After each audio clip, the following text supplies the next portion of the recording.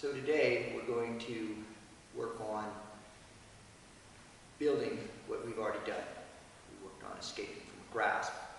Now we're going to work on a technique that we call Ikajo.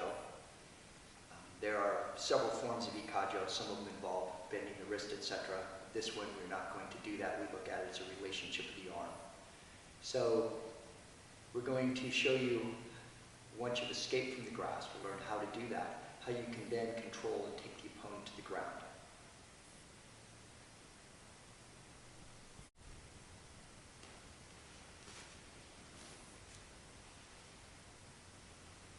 So we're going to work on Ikajo from an opposite hand grasp.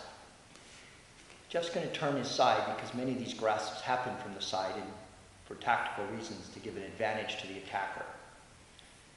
Now, things to pay attention to here. Jeff is going to pivot on the ball of his left foot. That's the foot closest to his opponent. As he does, his hip and his elbow are going to drop as well.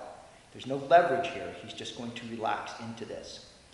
And then, like someone was poking a knife in his left hip, he's going to allow that hip to move backwards, releasing his leg forward. His right hand comes just above the olecranon process on the elbow. Don't grab the person and don't push up into their shoulder. Right above, you can feel the tendons right above the point of the elbow, the olecranon process. Let's take a look at that again. He's grasped. He releases his heel, his hip, and his elbow at the same time. As his hip, with a sense of moving back, releases his right leg forward, his little finger on his left hand reaches for the wrist as his right hand, like a knife, cuts right above the elbow joint, the olecranon process. He's reaching here, not pushing. You're not putting your weight on somebody. Let's take a look at that one more time from this angle. Grasp, release heel, hip, elbow, and carry the energy of the left hip into the right hand like a cut. It's no different than a cut with the sword. Let's take a look at that from the opposite. So, Jeff will turn to his left, right hand grasp, his heel releases his elbow and his hip, releasing backwards.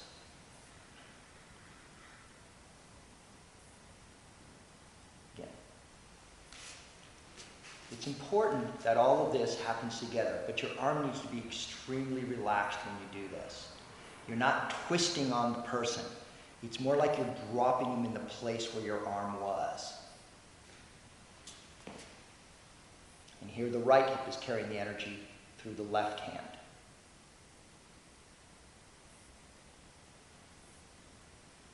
One more time. We'll move fluidly this time. The grasp, releasing, carrying the energy right through the person.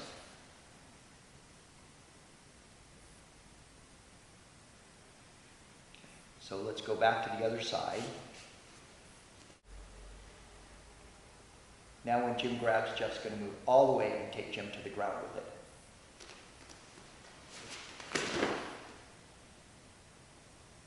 Let's see that again. Stop again.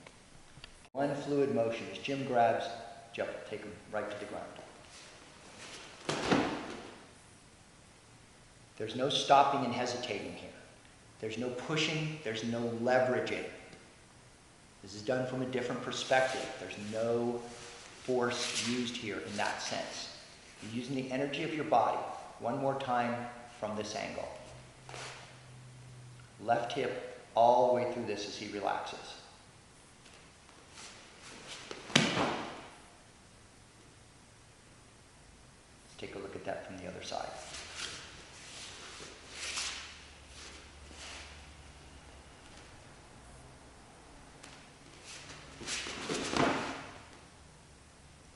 To the ground. Once more from that side. Jim's moving quickly. Jeff just releases.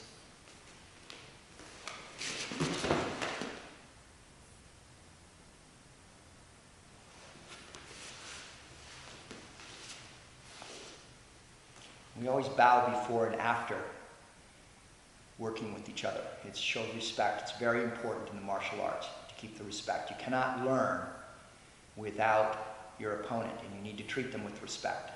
Your good training partner is your best friend here.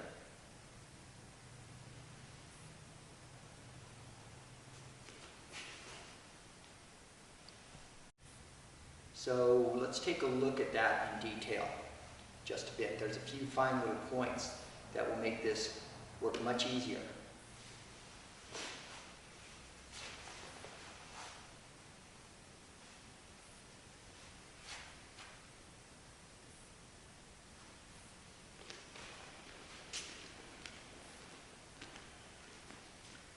So, remember to relax. And when everything moves, it moves at the same time, but it moves in the space it was already in. Don't push forward or pull back. Relax into this. Elbow, hip, and heel at the same time.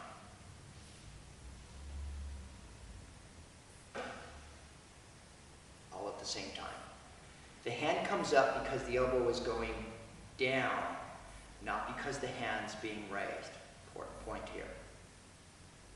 Let's take a look at that from the other side. Grasp, elbow, hip, heel at the same time. Now just exactly like there's a knife being poked in my hip moves back out of the way. Continue to move out of the way. Everything to here in Namadyu is done in relationship to the blade.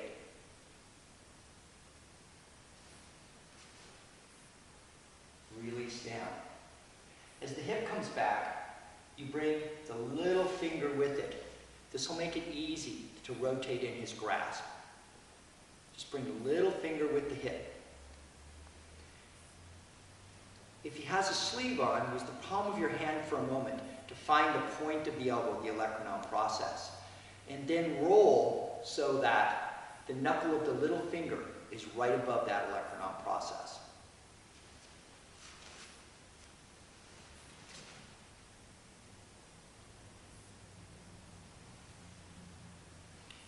Pay attention to these details when you're doing this.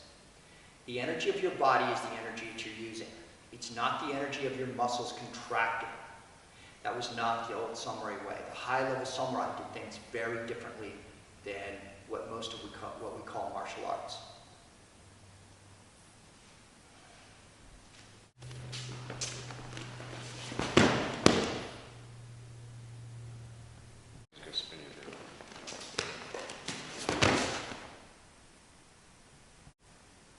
So we're going to take a look at a couple of ways of applying this using weapons, etc., because this was the reality for the samurai.